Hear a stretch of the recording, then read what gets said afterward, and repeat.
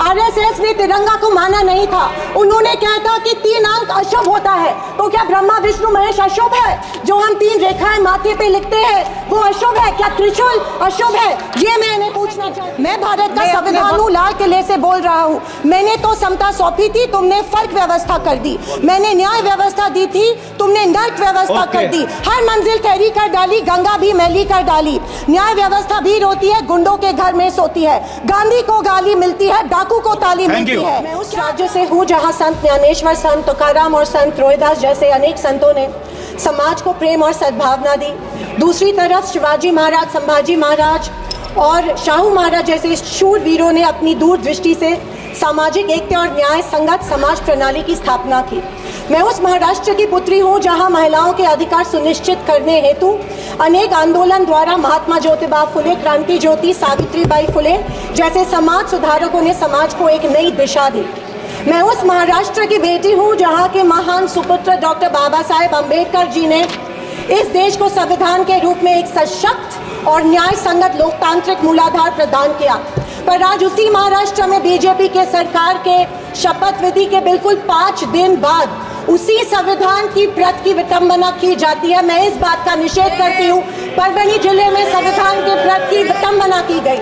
संविधान के हीरक महोत्सव के उपलक्ष्य में जब मेरे विचार रखने का मौका मुझे मिला तो मैं ये जरूर कहूँगी कि संविधान सिर्फ एक किताब या नियमों की एक संगति सूची नहीं है, बल्कि मेरी जान है संविधान, मेरी पहचान है संविधान और इस देश की आत्मा है संविधान। दूसरी तरफ आज़ादी के 50 साल बाद तक अपने तिरंगे को और संविधान को न मानने वाले सत्ता पक्ष के लोग इस देश की उसी आत्मा को कमजोर और खोखला करने की साजिश कर रहे हैं। इसी शुरुआत उसी दिन हो गई जिस दिन धर्मनिरपेक्षता, सेक्युलरिज्म जो संविधान का एक मूलभूत आधार स्तंभ है, उसी को लेके गाली या एक कलंक में रूपांतरित करने का प्रयत्न सत्ताधारियों द्वारा होने लगा है।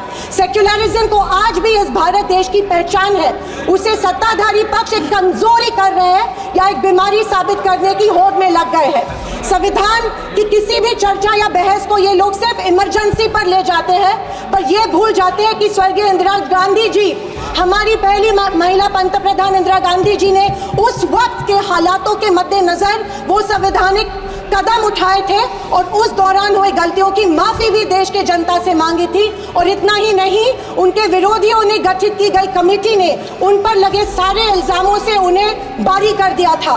मैं आज इस सदन में पूछना चाहती हूँ मोदी सरकार से, सॉरी 400 पार का नारा फेल होने के बाद एनडीए सरकार से पूछना चाहती हूँ, आप मणिपुर पर देश की जनता से माफी कब मांगोगे? आप किसान आंदोलन में शहीद हुए 700 से अधिक किसानों के परिवारों की माफी कब मांगोगे? नोटबंदी के चलते हजारों लोगों के परिवार और छोटे कारोबार बंद हुए, उसके लिए माफी कब मांगोगे? हाथरस के लिए, उन्नाव के लिए आप माफी कब मांगोगे? आए दिन महिलाओं पर हो रहे अत्याचारों के लिए माफी कब मांगोगे?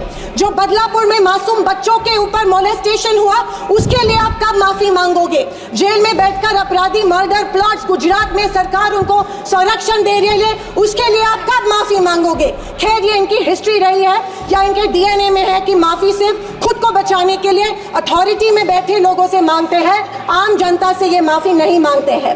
सत्ताधारी पक्ष के संविधान पर दिए गए भाषण सुनकर हंसी आ रही थी और अचरज भी हो रहा था, क्योंकि जो लोग इस देश में संविधान स्थापित होने के बाद हर पल संविधान को कोसते रहते हैं और हमेशा इस संविधान के विरोधी रहे हैं, उन्हीं को आज संविधान के गुणगान करते देख मन में प्रसन्नता हो रही है और संविधान के प्रति मेरी निष्ठा द्विगुणित हो रही है, क्योंकि ये एहसास हो रहा था कितने ही झूठ के पहाड़ बना लो, सच के आगे आखिर झुकना ही पड़ता है। आरएसएस ने तिरंगा को माना नहीं था। उन्होंने कहा था कि 3 अंक अशुभ होता है। तो क्या ब्रह्मा विष्णु महेश अशुभ है? जो हम 3 रेखाएं माथे पे लिखते हैं वो अशुभ है? क्या त्रिशूल अशुभ है? ये मैं पूछना चाहती हूँ। वर्ष 1993 में आरएसएस ने अपने श्वेत पत्र में संविधान को कचरे का ढेर करार दिया था। क्या ये तिरंगे के खिलाफ नहीं है? तत्कालीन आरएसएस प्रमुख ने उस टाइम संविधान को बदलने की मांग की थी। धन्यवाद। आरएसएस महिलाओं को हमेशा पुरुषों से कमजोर समझती है। आरएसएस हमेशा महिलाओं को पुरुषों से कमजोर समझती है। ये अफसोस होता है कि प्रधानमंत्री जी उनके ट्विटर हैंडल फॉलो करते हैं जो महिलाओं को गंदी गंदी गालियां देते हैं। इस बात का अफसोस होता है कि प्रधानमंत्री हमारे देश के प्रधानमंत्री ये करते हैं। जनवरी 26, 2001 में इन्होंने तिरंगा माना और इतने सालों बाद तिरंगे को नागपुर में होस्ट किया। अध्यक्ष महोदय, मैं 2024 के लोकसभा इलेक्शन के बाद इन्हें एहसास हुआ कि संविधान को ज्यादा छेड़ेंगे तो सत्ता हाथ से निकल सकती है, इसीलिए अचानक संविधान के प्रति इनको प्यार उमड़ने लगा। अध्यक्ष महोदय, विशेष रूप से राजनाथ सिंह जी ने, मैं उनका सम्मान करती हूँ, बयान में जाने अनजाने आजादी के बाद से लेकर 2014 तक सारी कांग्रेस सरकारों को ऐसे सर्टिफिकेट दे दिया जिसे कोई झुठला नहीं सकता।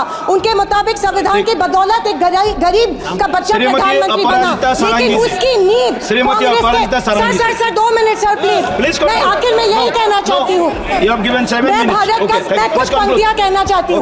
मैं भारत का संविधान हूँ, लाल किले से। अध्यक्ष महोदय,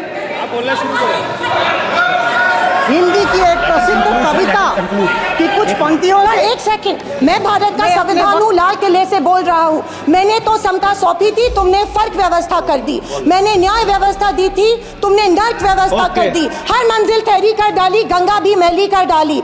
न्याय व्यवस्था भी रोती है, गुंडों के घर में सोती है। गांधी को गाली मिलती है, डाकू को ताली मिलती है। क्या आपराधिक चलन हुआ है? आदरणीय अध्यक्ष महोदय,